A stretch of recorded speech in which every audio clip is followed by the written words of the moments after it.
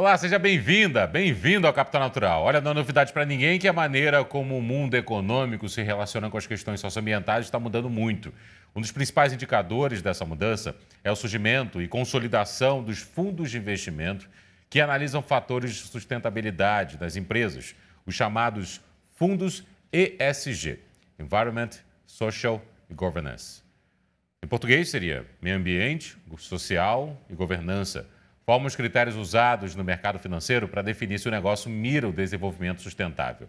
Empresas consolidadas e startups são avaliadas através desse tripé, mas é comum que seja observado o maior potencial entre um ou outro dos três critérios. Hoje nós vamos falar um pouco mais disso, em especial com destaque para o S de Social, do ESG. Por isso, estamos com o Reginaldo Lima, que é cofundador do G10 Favelas e do Fundo Invest Favela, e o Daniel Izzo, que é sócio e cofundador da Vox Capital, empresa de investimentos de impacto, citada como case pela Harvard Business School. Daniel, eu começo perguntando para você, mas eu queria também dizer, Reginaldo, seja bem-vindo ao Capital Natural. Daniel, como é que o ESG começou a ganhar forma, especialmente aqui no Brasil, e como é que o seu projeto, o projeto do qual você faz parte, se encaixa nesse momento? Bom, obrigado, é um prazer estar aqui. O ESG já é uma terminologia que existe há um certo tempo, né? A questão da preocupação de como você trabalha o seu negócio ou olha para os resultados do seu investimento, levando em consideração outros aspectos, além do lucro ou do retorno, considerando o impacto no meio ambiente, o impacto no social, que seria, sei lá, as comunidades do entorno, como você trata os seus colaboradores, a cadeia de valor, como você trabalha a governança para garantir padrões éticos, para garantir diversidade. Isso já existe há algum tempo. Ele ganhou muita atração e entrou no holofote mais recentemente.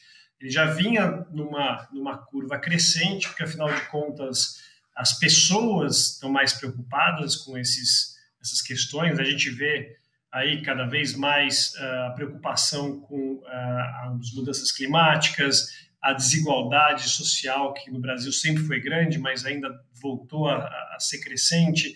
Então, não é à toa que as pessoas estão mais preocupadas com isso. Veio a pandemia, explodiu essa preocupação. Não dá para eu não cobrar isso da empresa de consumo, não dá para eu fazer investimentos sem me preocupar com o que meu investimento está fomentando, está ajudando a criar. Então, o ESG, o crescimento das preocupações com as relações ambientais, sociais e de governança, elas crescem muito no ano passado no Brasil. A gente teve uma enxurrada de novos fundos, de novos gestores que trouxeram fundos. Onde a gente atua na Vox Capital é mais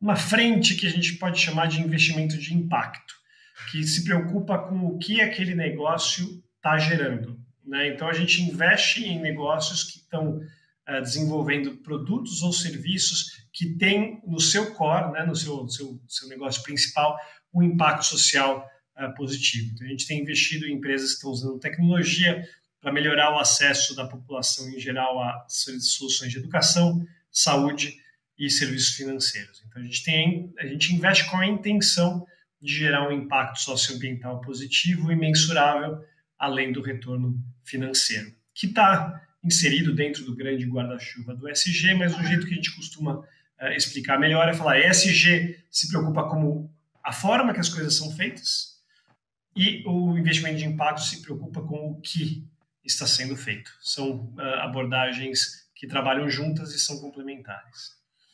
Ronaldo, fala um pouquinho, por favor, do Invest e como é que ele surgiu e quais são os critérios de inclusão que vocês trabalham. Então, o Invest Favela surge nesse cenário de discussão de desenvolvimento do ambiente humano, no grande bioma ambiental que é o indivíduo humano, mais especificamente da favela e das periferias, do desenvolvimento social de cada lugar. E pensando em desenvolvimento social, a gente pensava para além das necessidades comuns e acreditada que todo mundo sabe que é tratado por responsabilidade social. Nós pensávamos no desenvolvimento do indivíduo empreendedor, do como um empreendedor e seu empreendimento contribui para desenvolver o seu território. Então, o Invest Favela, com essa percepção, com essa contribuição e, sobretudo, com esta contribuição, porque a provocação das necessidades vem sempre do meio, dificilmente da cabeça. A cabeça que está disposta a pensar, ela se sente provocada pelo meio que demanda, e a favela demanda o crescimento empreendedor, o crescimento nas variáveis de negócio, o crescimento do desenvolvimento social com resolução própria de dentro, muito mais do que de fora.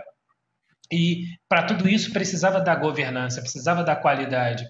Então a gente buscou se juntar a um grupo de empreendedor que topava trazer toda a sua expertise dos negócios bem-sucedidos que eles tinham, não só inspirado, mas todos eles são empreendedores Endeavor, que têm um conceito, tem uma metodologia de desenvolvimento de empreendedor de sucesso já aprovada, e aí então a gente se junta, começa a dialogar, conversar, olhar o Brasil, olhar a economia brasileira, olhar a economia de favela, que por aquela ocasião estava saindo uma pesquisa da Locomotiva Social e também do Outdoor Social, que mostrava um PIB de favela de 119,8 bilhões de reais, medido apenas em favela, e fazia sentido começar a dialogar um modelo de fundo de investimento com pensamento convencional e com alguns valores extra para desenvolver negócios em favela, assinar esse Invest Favela. Hoje é o Invest Favela,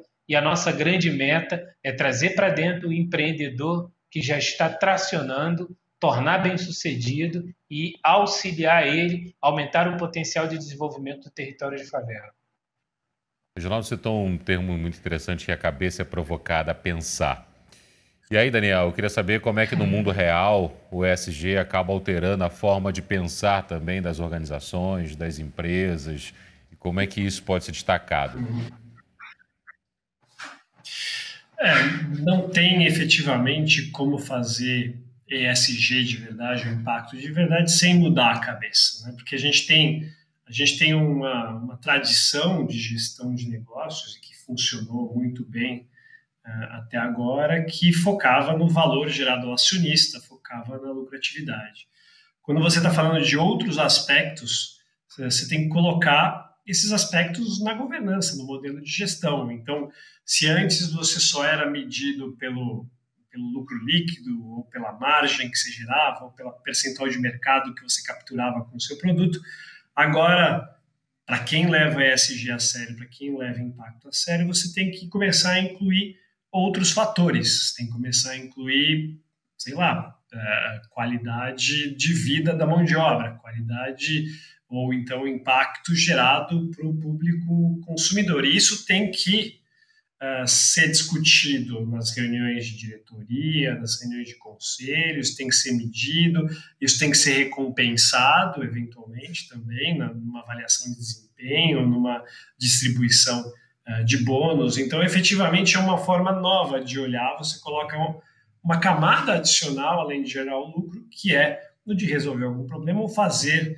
bem feito, mitigando os impactos ou até regenerando a natureza, o meio ambiente, através da sua atividade. Então, efetivamente, pode parecer simples, mas a partir do momento em que você coloca uma métrica a mais, ele vai mudar absolutamente tudo de como a empresa pensa e de como que ela chega nos resultados. Os resultados podem ser iguais, você pode até lançar o mesmo produto, mas o racional que justifica o lançamento daquele produto, ele engloba coisas muito mais amplas e, como o Reginaldo falou, exige uma mudança real de pensamento.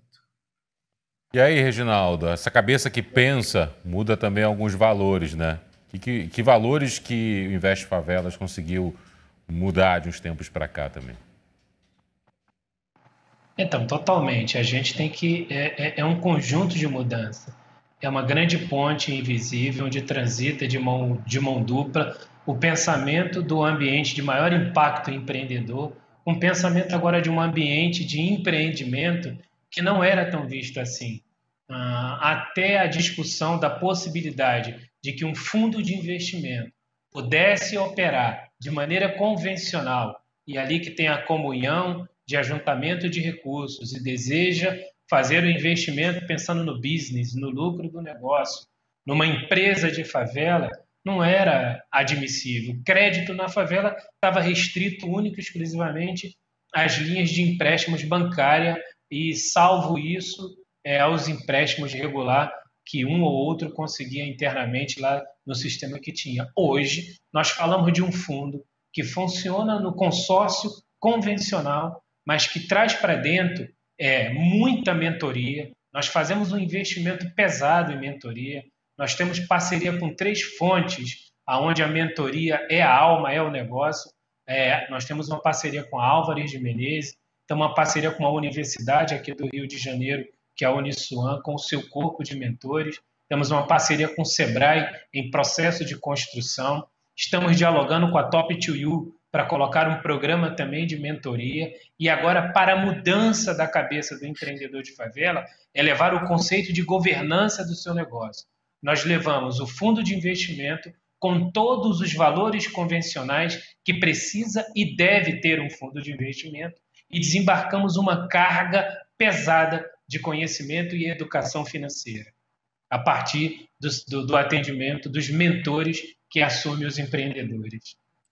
Imagino que o cenário tenha sido antes da pandemia e durante a pandemia a situação tenha piorado e aí mostra a força e a importância de projetos como esse. Eu queria que você trouxesse alguns exemplos para a gente concretos de algumas regiões, de alguns projetos, para deixar claro isso também para quem está nos assistindo, por favor, Reginaldo. Então, claro, a pandemia abalou o mundo, econômica, social e ambientalmente. Talvez por isso agora o valor tão profundo da discussão do ESG, por todas as grandes empresas e por todas as pessoas enganjadas com algumas coisas. Mas o que não mudou, essa que é a coisa bacana, Pablo e Daniel, o que não mudou na favela foi o desenvolvimento e o acontecimento dos negócios. Como a favela não pôde ter lockdown ou afastamento social por causa da sua configuração de arquitetura e urbanismo que tem a favela, também os negócios não pararam. Ainda que a gente seja banhado pelo maior percentual de desemprego nacional, consumir na favela é um ato de sobrevivência, é um ato de viver. Então, a necessidade de consumir na favela manteve o comércio, o mercado local ativo e aquecido. Claro que as pessoas que foram ficando desempregadas foram buscando meios de gerar alguma renda. Aumentou significativamente o número de vendedores ambulantes, aumentou significativamente o número de pessoas que vivem de sustentabilidade como catadores, recicladores. Então, todo recurso, vamos imaginar aqui de maneira muito concreta, uma padaria que poderia estar impactada pela pandemia e pelo desemprego que a pandemia gera e o baixo desenvolvimento econômico do país nesse momento. Como que essa padaria dá uma guinada e ela abre uma segunda padaria e tem o seu negócio ampliado justo numa hora em que todo o conceito de desenvolvimento de negócio e econômico dá um passo significativo atrás? Vamos imaginar que se aquela pessoa precisa comer, ela é um reciclador ou um catador de lixo, como queira chamar, que não é ofensivo de maneira nenhuma. Ela sai, ela faz o seu trabalho do dia e com o seu processo de reciclagem, ela ganha R$10 e vai investir R$3 na padaria na compra do pão. Nós estamos falando disso versus 50 mil pessoas, 30 mil pessoas, um pouco mais, um pouco menos. E aí, se a gente fizer uma conta, a gente está dizendo aqui que a gente tem uma receita só de compra de pão todo dia em torno de 500 mil, 300 mil, ou pode chegar a R$1 milhão distribuído nos negócios daquela natureza. E por este motivo, pela necessidade da sobrevivência, por ter que encontrar um caminho honesto, decente, bacana, de fazer a renda para poder garantir a sobrevivência do dia, acaba impactando nesse processo econômico. Por outro lado, Daniel, ampliando esse olhar para o mundo todo e até fazendo um recorte do Brasil, nesse momento que o Brasil vive também, de uma pressão por melhores condições ambientais aqui no país, por uma preservação também. Eu queria que você trouxesse exemplos do ESG mundo afora, especialmente num recorte aqui no Brasil na sequência. Por favor. Legal. Vou falar um pouco por exemplo, das coisas que a gente tem investido, né? A gente tem investido nessas iniciativas que melhoram o acesso a serviços básicos. Acho que um exemplo muito legal e que foi muito importante durante a pandemia, acho que tem dois aí para falar. A gente investiu, uma das empresas que a gente investiu, que tinha o objetivo de salvar vidas desde o começo, chama Magnamed. Magnamed é a principal produtora de ventilador pulmonar do Brasil. Teve aí uma importância muito grande no fornecimento de um número inédito de ventiladores para combater essa primeira onda que veio do coronavírus. Agora a gente também está com uma demanda alta, então tem um produto aí que tem a capacidade de ajudar a equipar UTIs para efetivamente dar uma atenção para pessoas desde o Einstein, desde os hospitais mais caros até a rede pública de cidades mais afastadas. Hoje estão usando um equipamento de uma dessas empresas que a gente investiu, a Magnamed.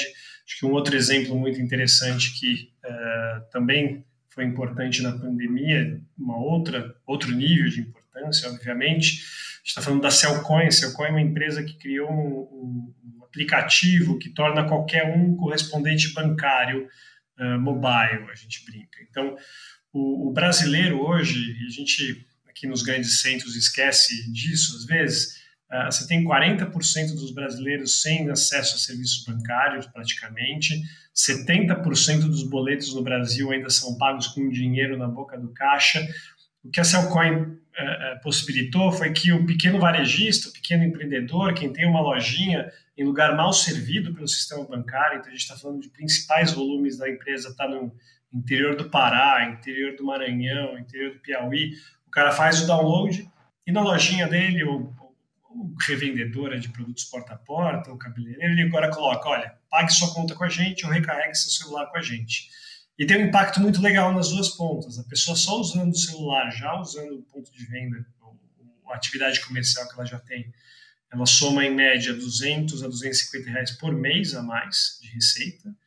E para quem usa o serviço, a gente tem um dado de que a pessoa economiza em média R$4 por mês e 40 minutos para pagar as contas, ou seja, um transporte público e uma fila de banco a menos para pagar suas contas. Então, a empresa mais do que triplicou o volume durante a pandemia, porque, obviamente, ninguém mais quer pegar ônibus, ninguém mais quer pegar fila em banco, e depois, no momento que ela sabe que agora na esquina pode comprar isso, ajudando o negócio local, ela nunca mais volta a pagar. Então, hoje, a Cellcoin já transaciona coisa de 10 milhões de contas por mês em mais de 2.000 cidades aí do Brasil, causando impacto nas duas pontas, trazendo mais acesso a serviços financeiros para quem hoje ainda não tem uma conta ou não consegue usar um aplicativo de celular para pagar sua conta do dia a dia. Eu quero ouvir dos dois, já começo perguntando para o Daniel e peço a complementação do Reginaldo sobre a capacitação, porque a pandemia fez o mundo virar de cabeça para baixo. E aquilo que há algum tempo era jovem, novo, hoje é antigo. Precisamos todos rejuvenescer. E aí, como é que fica essa questão da capacitação daqui para frente? E aí, dentro do SG, dentro do Investe Favelas e dentro do projeto todo que a gente tem de mundo econômico hoje em dia, como é que fica a capacitação para essas mudanças que estão por vir? Daniel, por favor, e depois Reginaldo, por gentileza. Essa é uma questão super importante, que vai impactar muito todas as economias, não só o Brasil, nos próximos anos. Tem muita gente aí, economista, que defende que os empregos que foram perdidos, eles não vão voltar da mesma forma, eles vão voltar em outro formato. Então, uma das coisas que a gente tem olhado com muito carinho são empresas, e tem iniciativas aí que estão trabalhando principalmente com adultos agora, né? Eu acho que as pessoas que estão já no mercado de trabalho atualmente são aquelas que são afetadas mais diretamente. Claro que você tem também todo um desafio de uma educação fundamental, que o Brasil é super ainda fica a dever, né, nos resultados, mas acho que a gente tem uma urgência aqui em quem já está no mercado de trabalho, está perdendo seu emprego e precisa se recapacitar para voltar a trabalhar. Então, coisas como idiomas ou capacitação para coding, né, para poder programar. No caso, uma empresa que a gente investiu ajuda profissionais de saúde, todos os profissionais de saúde, a se prepararem melhor para melhorar o seu emprego. Então, todas as profissões estão passando por algum tipo de transformação. E a gente tem olhado, assim, eu acho que está muito incipiente, e eu acho que talvez a gente esteja perdendo a corrida, mas isso, para quem tem uma cabeça empreendedora, mostra muita oportunidade e espaço de necessidade para se criar soluções de capacitação. Que imagino que lá no Reginaldo deva ser uma questão também. Eu estou super curioso para ouvir o que está acontecendo lá, porque é na ponta, né, que o impacto vem primeiro, né? Então, isso é super importante. O mundo não vai mudar pós-pandemia nesse quesito de acessibilidade e desenvolvimento, participação, contribuição, trabalho, no quesito plataformas home office, à distância. Isso não vai mudar. Então, todas as funções, todas as contribuições profissionais, técnicas, todo o modelo de empreendedorismo vai precisar dia a dia ter uma relação mais íntima, mais empoderada, mais compreensiva, com mais sapiência dessa operação, de que é como acessar uma plataforma, como dialogar, como tracionar o seu negócio, como desenvolver o seu negócio nesse território virtual. E no campo capacitação, eu quero repetir aqui que a gente está investindo pesado em ter um corpo de mentores bem robusto e que esses mentores consigam trazer toda a linguagem de ponta para a compreensão da favela e do favelado. Mesmo o empreendedor ou o indivíduo que não tenha um conhecimento cartesiano, intelectual muito rebuscado, ele vai poder ser acompanhado por esse mentor e vai se desenvolver, porque estes mentores que estão chegando conosco, topando estar conosco, sabem que vão ter que empreender um pouco de pedagogia com esse cliente social do outro lado. Para isso, a gente tem aqui 2 exemplos que eu posso dar para vocês. Até antes disso, eu queria dizer que eu fico vendo o ASG e percebo que o social está entre o tema meio ambiente e o tema governança, está protegido. Mais uma vez, o conceito social está protegido. Filosoficamente, eu diria que o ASG coloca o tema social no meio para abraçar, para cuidar, para que o empreendedor, o empresário, a pessoa jurídica ou a pessoa individual possa entender isso e chamar para si com alguma fraternidade, afetividade e com bastante altruísmo. Então, está ali no meio, está protegido. Ele não vai deixar de acontecer. E para nós, Invest Favela, também o conceito social, como ESC e como nossa meta e como nosso meio, nós que somos favelados, está protegido. A gente está pensando que esse indivíduo ele tem pouca ou nenhuma habilidade para lidar com as plataformas mais tecnológicas, digitais, e por isso a gente está preparando esse corpo de mentores para que tenha esse processo pedagógico de ensinamento, acompanhamento e inserção deles. Um exemplo aqui, a gente tem uma empresa de sustentabilidade que é a Ecovida, que está desenvolvendo agora o chamado Banco Verde, que vai bancarizar, viu, Daniel? Desses 40% que não estão bancarizados ainda no Brasil, ainda tem um percentual que não foi contado. O catador de rua ele não é contado, né? O reciclador, o lixeiro, o cara da cooperativa, muitas vezes, ele não está nessa conta de 40% porque ele não está no interesse direto da bancarização, por muitas questões. Isso não é ruim, não é um problema e não é ofensivo. É simplesmente porque ele não aparece numa conta de mostragem de cliente interessante. Mas ele é um cliente interessante. Nós estamos te dizendo aqui que a gente deve ter no Brasil todo alguma coisa em torno de 1 milhão, 1,5 milhão de catador de rua atuando todo dia, que tem uma receita diária que vai oscilar aí de R$10 a R$ 1.000 e tantos reais, dependendo do insumo que ele trabalha. Então, a gente está dizendo que a gente tem alguns milhões de reais sendo tracionado por este cliente que não está na curva equacionada pelo serviço bancário ou pela bancarização convencional. Então, a gente tem a Ecovida, que está pensando nisso, está cuidando disso, criou um modelo de cartão que, entre outras coisas, vai bancarizar esse catador, né, ensinando, atuando. Tem uma estação piloto funcionando no Rio de Janeiro, que tem também um programa de saúde.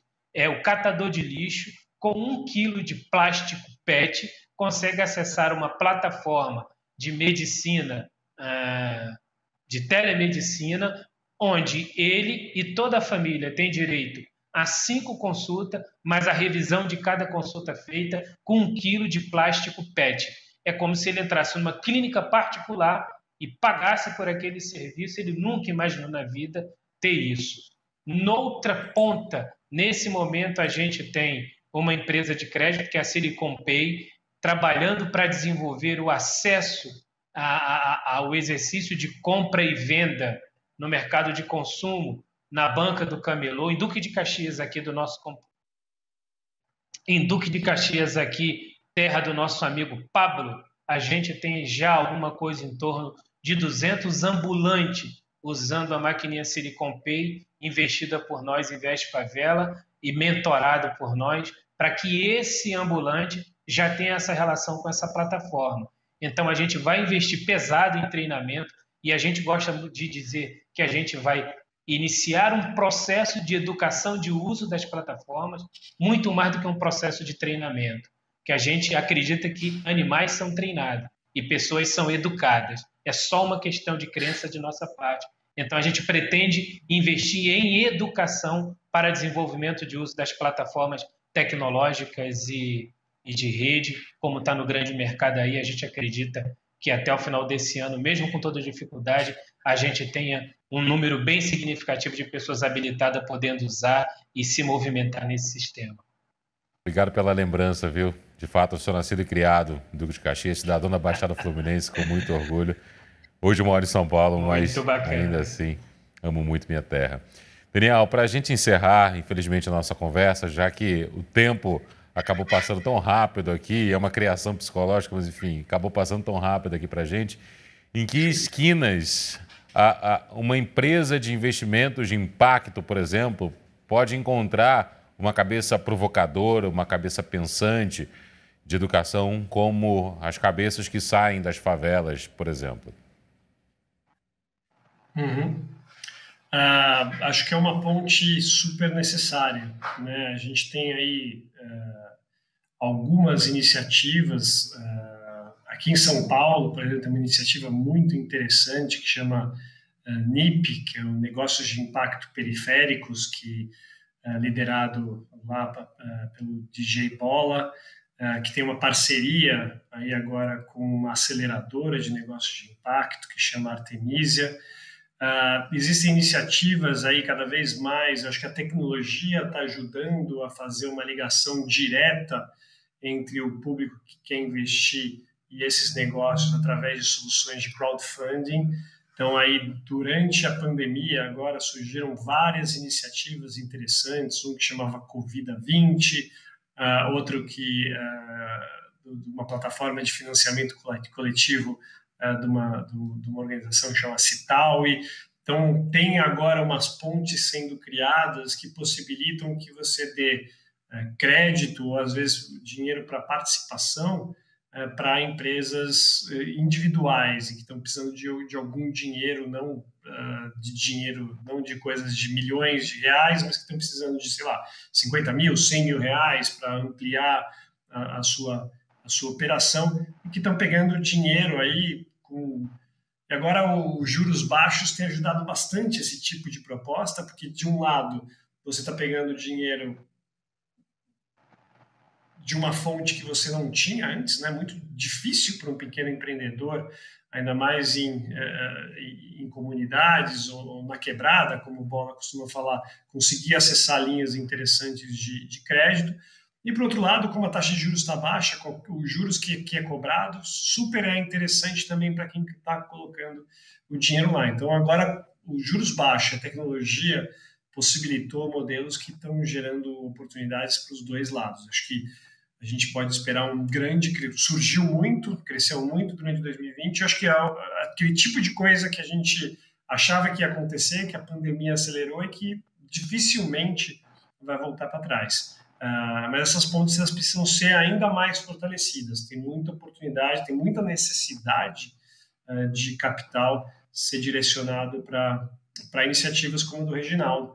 Eu fico super feliz de saber que tem 6 aí empreendedores da Endeavor, então provavelmente 6 empreendedores de sucesso e com acesso a redes importantes e dinheiro para apoiar. A gente precisa de mais disso, porque essas pontes elas são fundamentais para o desenvolvimento do país e para a redução das desigualdades, que para mim, junto com mudanças climáticas, é o tema que mais pressiona o nosso país e que mais precisa ser trabalhado para a gente se desenvolver realmente como nação, como comunidade, como sociedade. Olha, eu ouso dizer que esse foi um programa que, graças a vocês, é impossível ver uma vez só. Porque foram tantos exemplos que vocês trouxeram, e tantas boas ideias que podem, inclusive, plantar outras boas ideias, que eu indico você que está nos acompanhando em casa, que possa assistir a reprise e também acessar as nossas redes sociais para acompanhar também o Capital Natural dessa edição. Reginaldo de Lima, cofundador do G10 Favelas e do Fundo Investe Favela, e Daniel Izzo, sócio e cofundador da Vox Capital, empresa de investimentos de impacto. Muito obrigado pela presença dos dois. Ótimo 2021 pela frente, ou um melhor 2021 do que na comparação com 2020. E que bom que a gente pôde trazer bons exemplos aqui no programa de hoje, viu? Até a próxima, senhores. Bom, um abraço. Prazer é nosso. Vamos aí, Daniel. E a você que nos acompanhou também, muito obrigado.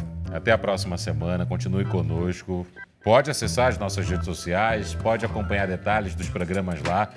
Fique à vontade. Até o próximo sábado. Excelente semana e cuide-se.